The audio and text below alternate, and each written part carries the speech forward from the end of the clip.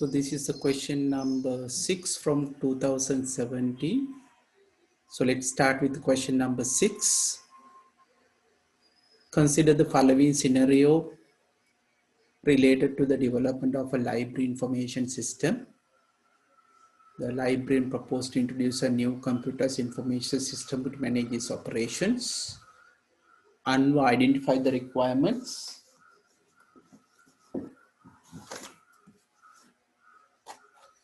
Then he designed the system that satisfied the requirements. Based on the design made by Anwar, Malini developed the software. Krishna tested the software. Someone installed the system in the library. A few months later, Malini fixed problems in the new system and modified the software to print 2 additional reports. Haripute. First one, who is involved in the coding phase systems development life cycle? 6.1 part A. Can you answer in the chat? The answer should be Malini. So it says Malini developed the software. So the implementation part is done by Malini. Good. I think everyone got the correct answer. B. Which phase of the system development life cycle was carried out by Saman? Okay. So the answer for part B, which phase of the system development life cycle carried by Saman? Saman installed the system in the library, which means deployment. You finish the system and you go there to the library and then you install. This is called deployment. So I think the best answer should be deployment.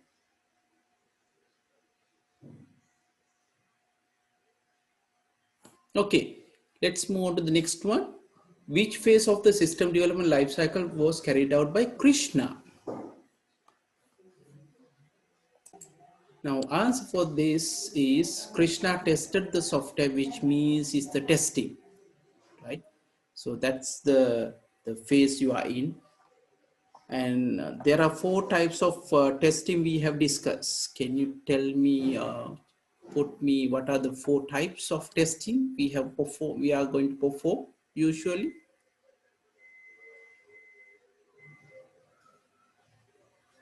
Yes. What is the first one?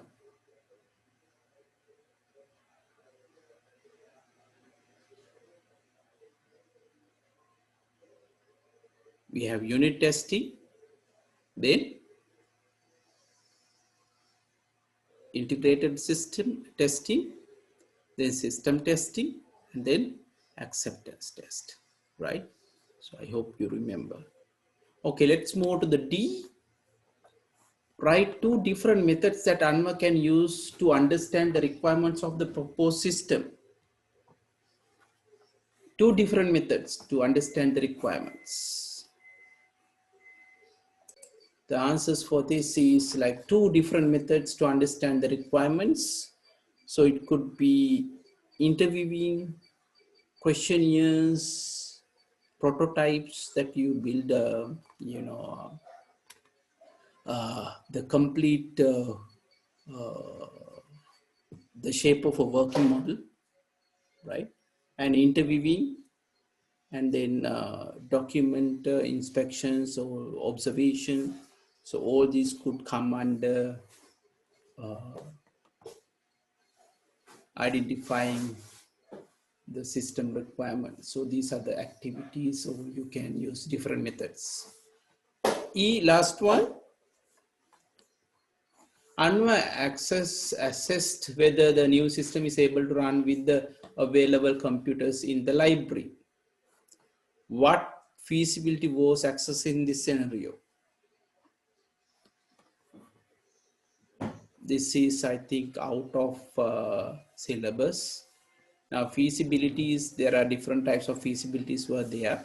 So the answer for this is called technical feasibility, whether we could use existing software, existing computers for this. But I do not think now we will discuss these feasibilities. But answer for that is technical feasibility. But I think we have not discussed financial feasibility, technical feasibility, and so on. I think we have not discussed the the details, but the answer is technical feasibility. So let's move the second one. The following steps of A to F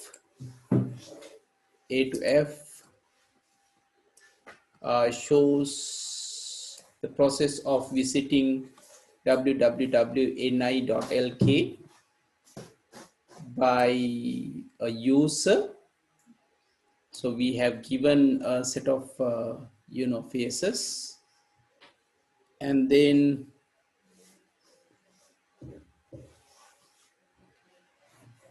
so what was the question?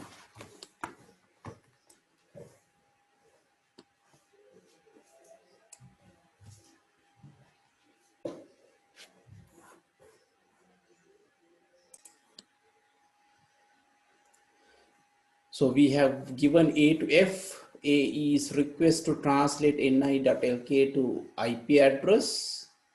Then DNS returns IP address. Web browser renders HTML page. Web browser sends HTTP GET request. Web server with IP address returns the HTML data. User opens a web browser and it enters this. Right now, we already identifies 3, 4, and 5. We need to identify 1, 2, and 6. So what is the first one? What happens here? Yes. So the second one, first one is F, and then here we will look at it's between web browser and the DNS server. So what happens here? Yes, Vishmi correct, Chaturya correct, Lasindu okay, Taraka okay, Randi okay. So that's the request, because the transmission should happen with the IP addresses among the computers. So the domain name will convert into IP address in DNS server. So that's the second one. Yes, what is 6 then? Yes, what is 6 then? Answer for this is it renders the HTML web page, so that should be C. All the others were used in previous steps. Okay, so that's question number 6. I think the question is pretty straightforward, not that difficult. Right.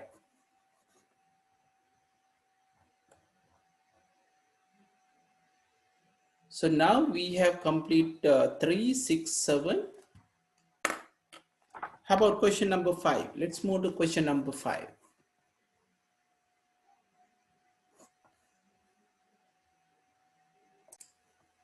Yes, Tarka gave the answer for the primary key, a field that can be used to identify each of the record uniquely. Good, Taraka. So in this example, we have 3 tables given to us: customer data table, rate table, and usage table. Now we need to identify what fields that we could use to uniquely identify each of the table. Now if you use customer table, yes, which field? Can we use the name as the primary key? No, we can't, right? There could be a situations where a person have the same name. So the name is out. Type is anyway repeated, you can't use. So the correct answer for customer table is account number, right? Account number.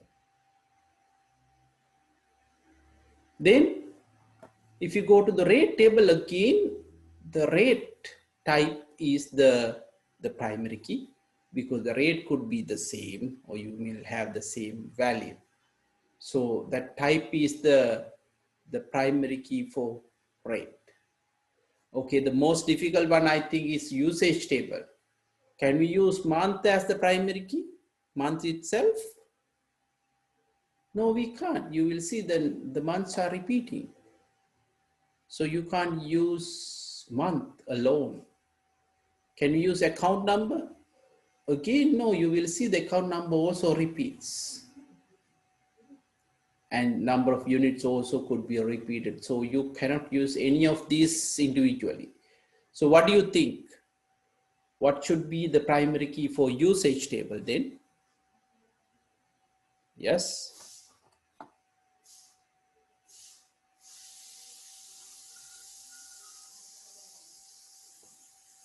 We have to combine two fields. What are the two fields we have to?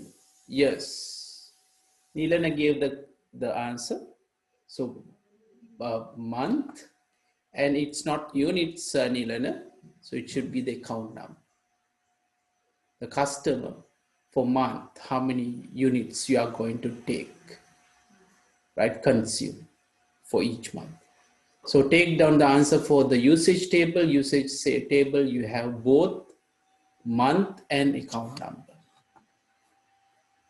Okay, I think third table is a bit tricky. Other than that, the others are not that difficult. It is straightforward. Okay, second one, write two foreign keys and their corresponding tables. Okay, let's look at, okay, what are the foreign keys available in each of these tables? Okay, so the question asks, the second one asks two foreign keys. So what is foreign key? A field that can be used to connect two or more tables. So it will be common to multiple tables, and it should connect to the primary key of the other table. So remember the second part. So the complete answer given by Tarak, I will accept. Yes. Okay. So if that is the case, so let's look at the customer data table. How many foreign keys are there? So name, is it common to any of the tables? No. Account number, it's common. Account number is common in customer data table with the usage table, but in usage table, account number is not the primary key. So account number is also out. So the type, customer data table type, yes, it's a foreign key. Why it's a foreign key? The type is common to both customer data table and rate table. And then you connect to the rate tables type, and that's the primary key. So in customer data table, it will be the type. Let's look at the rate table. The type is only the common field, but it's not connecting the primary key. So there's no foreign keys in rate table. No foreign keys in rate table. Then if you go to usage table, again, you look at month, it's not common. Account number, yes, it's common. And yes, it's connected to the primary key of the customer data table. So account number in usage table, that's also foreign key. So there are two foreign keys in these tables. Let's move to the third one. What would be the most suitable table in the database to add a field customer address? Customer address, which one is the best one? So answer is, so to add a customer address, it should be customer data table. Good. I think those who have given the answer, so everyone's answer is correct. Next one, what table should be updated if new customer added of type R use 120 units of the month April? Fourth one. Okay, what are the things that you need to update if you are adding a new customer which whom actually consumed 120 units for the month of April?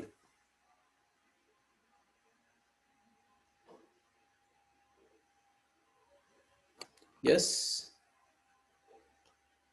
First of all, we know that we have to update customer table, and then yes, we have to update usage table. Rate won't change because rate is already given as R, so there's no change. So we have to change both customer data table and usage table. Okay, let's move to the next one. Write down the updated rows and their respective table names. Write down the updated rows and their respective table names for the given four. Yes, account number is given. Yes.